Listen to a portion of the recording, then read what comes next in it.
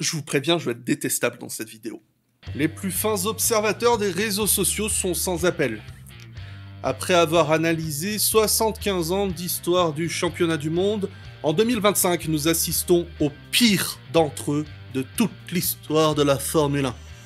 Deux pilotes sans talent au volant de la machine la plus dominante jamais conçue gâchent le sport. Pour nous laver les yeux, je vous invite à remonter le temps à la dernière fois que deux pilotes sans couronne se sont affrontés en la sainte année 2008. Revivons cette lutte légendaire entre des icônes de leur temps.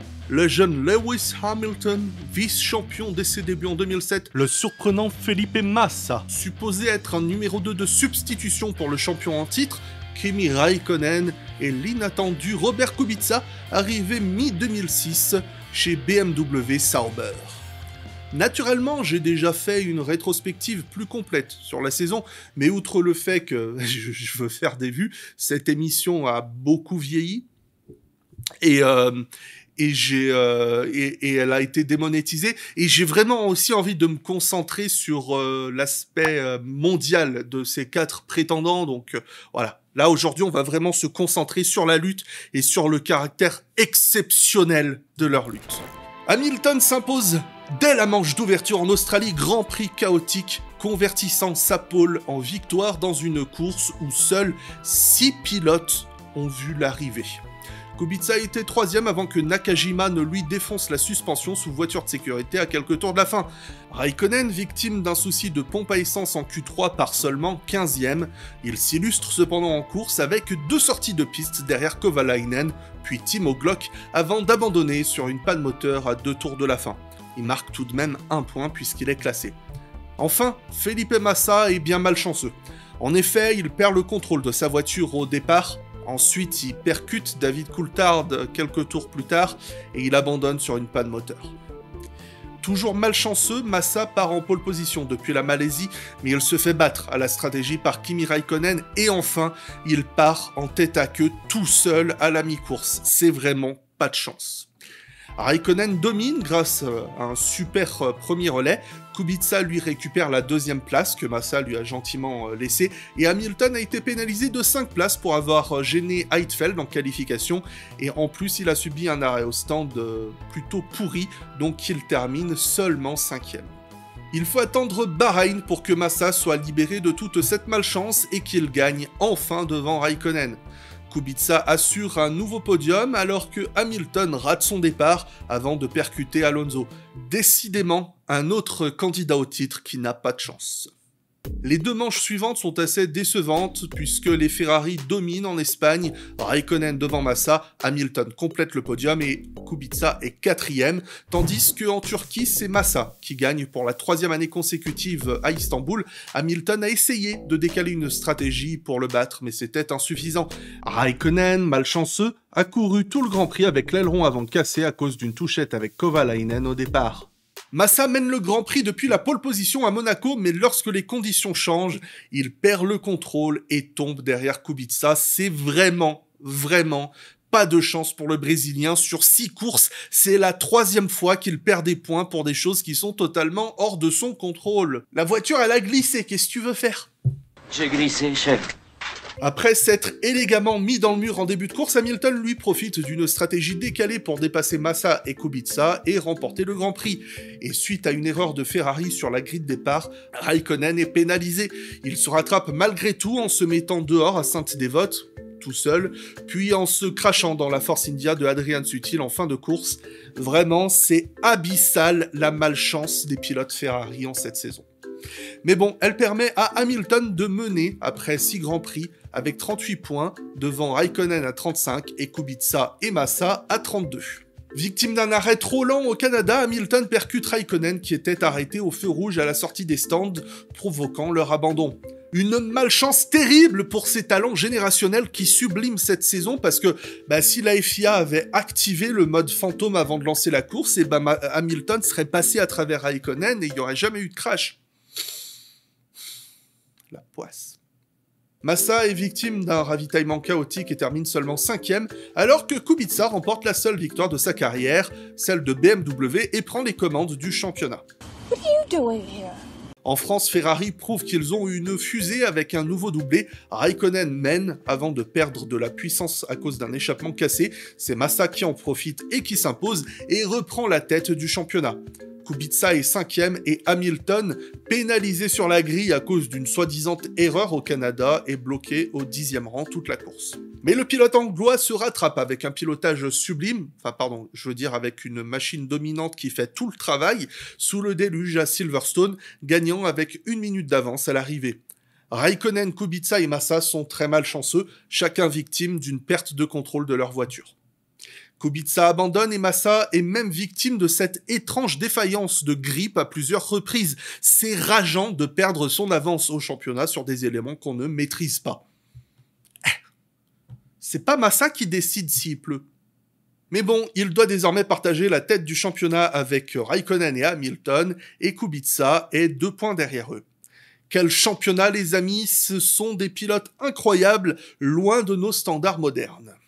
Hamilton gagne en Allemagne malgré une voiture de sécurité qui l'a forcé à dépasser la dominante Renault de Nelson Piquet, non pas celui-là. Massa en revanche ne peut rien contre le triple champion du monde des années 80 et doit se contenter de la 3e place. Raikkonen est anonyme, 6e tandis que Kubica est 7e. Les McLaren verrouillent la première ligne en Hongrie mais Massa réalise un départ canon, prend la tête et domine jusqu'à ce que son moteur ne rende l'âme à 3 tours de l'arrivée. Non mais il a qu'à faire attention à son moteur quand il roule aussi. Hamilton est victime d'une crevaison et termine 5e. Non mais il a qu'à faire attention à ses pneus quand il roule aussi. Raikkonen monte sur le podium, en 3e place, et Kubica limite la casse avec la 8e. Une autre course chiante en Europe, Massa domine avec Hamilton et Kubica juste derrière eux, tandis que Raikkonen abandonne. Le classement après 12 Grands Prix, Hamilton mène avec 70 points, 6 points devant Massa. Raikkonen est 3e avec 13 unités de retard, tandis que Kubica a 15 points de retard. Hamilton mène depuis la pole position en Belgique et part en tête à queue pour aider Raikkonen à revenir au championnat. C'est sympa. Non mais c'est sympa. Mais il change d'avis lorsque la pluie arrive dans les derniers tours. Il dépasse Raikkonen après avoir coupé la chicane de l'arrêt de bus. Il rend accidentellement la place aux Finlandais en essayant de dépasser un retardataire, un certain Nico R. Mais le légendaire champion du monde en titre, dernier champion du monde Ferrari encore à ce jour, et irréprochable talent, décide qu'il n'a plus envie de jouer le titre et se met dans le mur.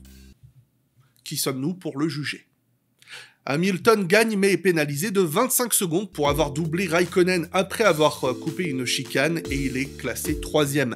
Massa remporte l'une des plus belles victoires de sa carrière. En effet, c'est la 3e et dernière fois qu'il gagne un Grand Prix sans être parti de la pole position et il est remonté depuis une lointaine 2e place sur la grille de départ, égalant son record de mauvaise qualification pour gagner un Grand Prix. Kubica est 6e. Kubica profite de la pluie pour terminer 3e en Italie. Les 3 autres concurrents au titre démontrent tout leur talent en se battant à distance. Massa est 6e, devant Hamilton 7e et Raikkonen 9e. La course, quant à elle, est gagnée par un anonyme dans une voiture de merde. Pas important. À Singapour, Massa mène depuis la pole position mais perd tout à cause d'un problème technique au stand. Les erreurs, ça arrive, c'est comme ça. Il en faut bien, hein, c'est un championnat du monde.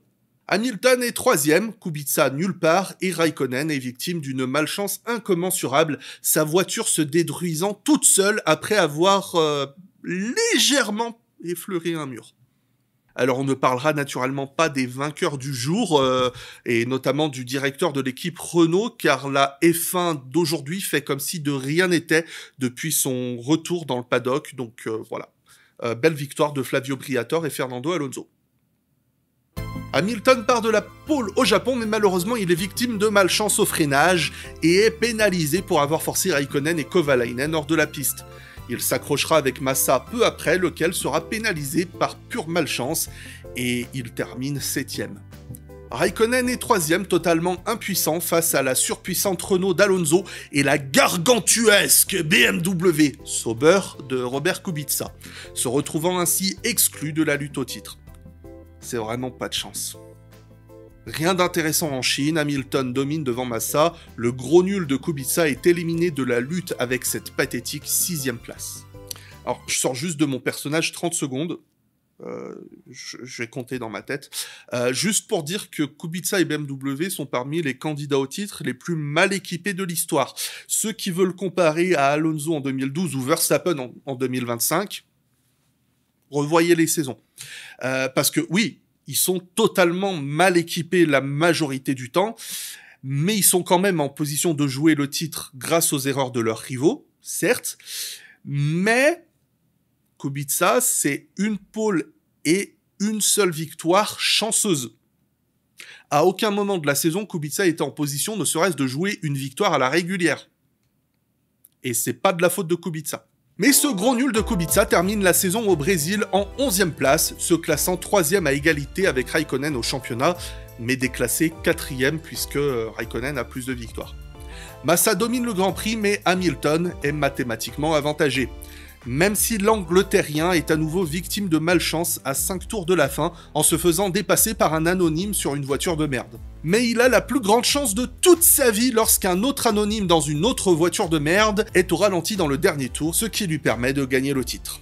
Hamilton est champion donc avec 98 points et Massa seulement deuxième avec 97 points malgré une saison irréprochable et victime d'une malchance abyssale jamais vue dans l'histoire de la Formule 1. C'est notre champion moral, soyons honnêtes. Alors malheureusement, ma rétrospective de 2008 a été réalisée sans mauvaise intention, donc il se peut que je mette plus en avant les exploits que les échecs. Et encore une fois, elle me rapporte pas de thunes, donc vraiment, je ne vous invite pas à aller la voir ou la revoir. Mais j'espère quand même que revivre cette lutte incroyable, en version accélérée quand même, va vous aider à oublier la calamité de cette saison 2025, qui encore une fois voit les deux pires pilotes de leur génération se battre pour un titre pour la première fois de leur carrière. La F1, c'est tellement nul. Mais bon, je vous retrouve bientôt pour une vraie rétrospective à l'ancienne sur une vraie lutte au titre incroyable, pour de vrai cette fois. Des gros bisous et à bientôt.